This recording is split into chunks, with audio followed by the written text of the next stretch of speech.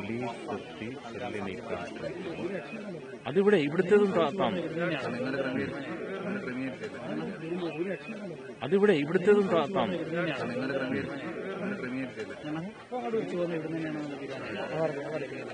മൂന്നെണ്ണം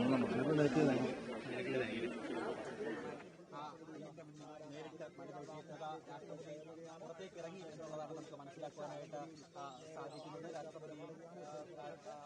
രാഷ്ട്രപതി വാഹനത്തിലേക്ക് കടക്കുകയാണ്. എന്തായാലും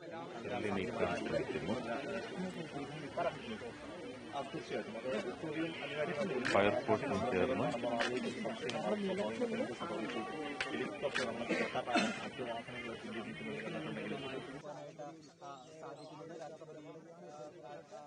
രാഷ്ട്രപതി വാഹനത്തിലേക്ക്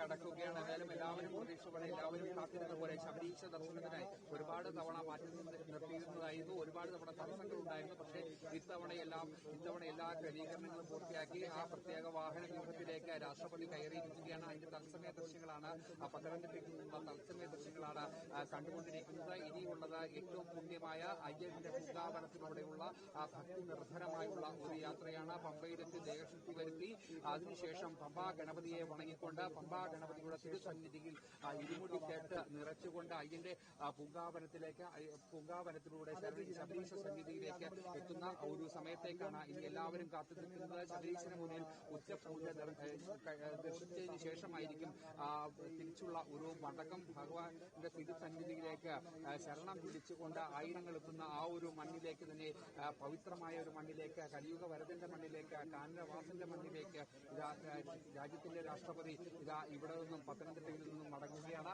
ആ യാത്രയിലേക്കാണ് യാത്ര ഇവിടെ നിന്നും തുടങ്ങുകയാണ്. അതിന്റെ തത്സമയ ദൃശ്യങ്ങളാണ് ഇപ്പോൾ കണ്ടുകൊണ്ടിരിക്കുന്നത്. തീർച്ചയായിട്ടും രാഷ്ട്രപതി വാഹനത്തിലേക്ക് കയറിയ വാഹനം നീങ്ങി തുടങ്ങിയിട്ടുണ്ട്. സുരക്ഷാ ഉദ്യോഗസ്ഥരടക്കം കൂടെയുണ്ട്. ഒപ്പം വലിയ വാഹന വ്യൂഹമൊക്കെ തയ്യാറായിട്ടുണ്ട്. ബാക്കി അഗ്നിരക്ഷാ സേനയുടെയും അതോടൊപ്പം പോലീസിന്റെയും മറ്റ് കേന്ദ്രസേനയുടെയും ഒക്കെ തന്നെ അകമ്പടി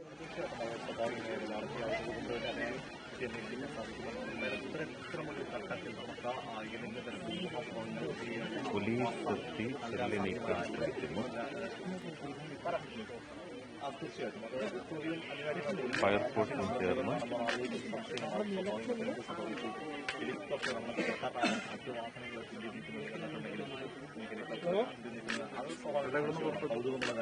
നിലയ്ക്കൂടെ ലാൻഡിംഗ് മാറ്റിയതോടെ രാവിലെയാണ് കോൺക്രീറ്റിന്റെ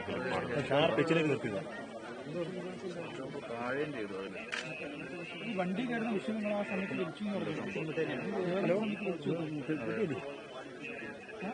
അത് പെട്ടെന്ന് ക്രമീകരിച്ചോണ്ടായിരിക്കും അറിയത്തില്ല.